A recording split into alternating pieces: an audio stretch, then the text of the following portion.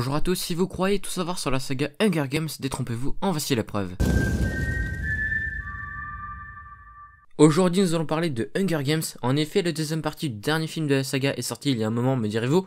C'est vrai, mais bon, étant donné le succès fulgurant de la saga, on s'est dit qu'on ne pouvait pas passer à côté, et puis mieux vaut tard que jamais.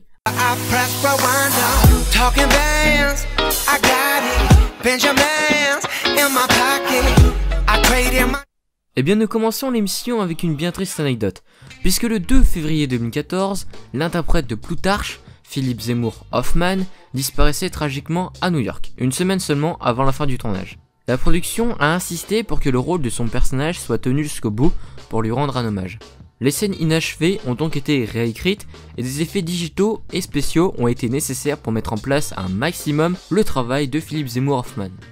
Après, sachez que plusieurs mois avant la sortie du troisième opus de la saga, Hunger Games l'embrasement, deux sites internet ont été créés qui sont thecapitol.pn et district13.co.in, dans lesquels les partisans du Capitole et ceux du District 13 se livraient une bataille virtuelle par message de propagande. La création de ces deux sites ont eu pour but de donner un avant-goût de l'ambiance du film pour les fans de la saga. Le saviez-vous, Hunger Games La Révolte partie 2 a été partiellement tourné à Paris puisque l'équipe s'est installée à Ivry-sur-Seine, mais également Noisy-le-Grand dans le Palacio d'Abraxas, qui est une tour de 18 étages qui a été construite par l'architecte catalan Ricardo Bofill en 1978. Cet endroit a donné lieu à la spectaculaire scène dans laquelle l'équipe de Katniss tente de fuir un piège. Sachez maintenant que le nom de la ville de Panem vient de l'expression latine Panem et Circense, traduit par du pain et des jeux. Cette expression faisait référence à la fâcheuse tendance qu'avaient les empereurs romains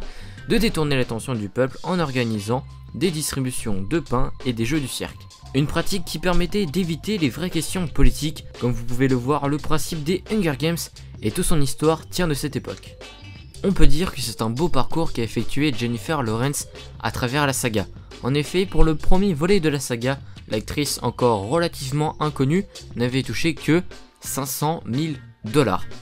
Et après le succès international du film, le second opus lui avait valu cette fois un chèque, écoutez bien, de 10 millions de $, comme quoi il suffit d'un film pour qu'une personne peu connue soit révélée au grand public. Saviez-vous ensuite que l'idée de créer Hunger Games est venue du mythe de Thésée et le Minotaure?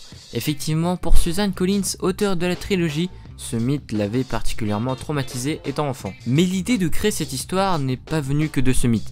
En effet, puisque une nuit où Suzanne Collins a décidé de regarder la télévision et c'est en zappant d'une chaîne à l'autre qu'elle est passée d'un programme de télé-réalité au conflit de la guerre en Irak. Et c'est donc cette absurdité de cette juxtaposition qui lui a donné d'écrire Hunger Games. Plutôt intéressant l'histoire de la création d'Hunger Games. Bon, et puisqu'on a envie de vous faire plaisir, nous avons décidé de vous raconter deux anecdotes supplémentaires. Bon, en réalité c'est uniquement parce que on a trouvé plus d'anecdotes intéressantes et qu'on ne pouvait pas laisser sur le côté. Bon, premièrement sachez que le 22 mai 2014, la Thaïlande a fait face à son 19e coup d'état depuis 1932. Et oui, au sein de la population, les protestations silencieuses se sont fait entendre. On a donc pu voir sur différentes protestations apparaître un signe très connu des fans de la saga Hunger Games, le bras levé avec le pouce et l'auriculaire se touchant. Ce salut qui est utilisé par la rébellion menée par Katniss est un signe signifiant l'opposition et qui a été rapidement interdit par les militaires thaïlandais. Pour finir, sachez que l'équipe du film et notamment les acteurs principaux ont suivi un entraînement similaire à celui de l'armée afin de se préparer pour leur rôle. Plus de 4 heures d'entraînement quotidien ont donc été nécessaires et ça a été encadré par un ancien soldat de l'US Navy. Voilà, les 6 anecdotes sur la saga Hunger Games, c'est maintenant terminé.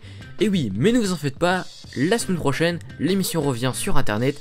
N'hésitez pas à mettre un pouce bleu sur la vidéo et si l'émission vous a plu, et surtout à mettre un commentaire pour voir votre ressenti.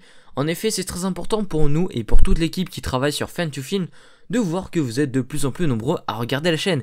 Sur ce, je vous dis à la semaine prochaine pour une nouvelle émission. Ciao ciao.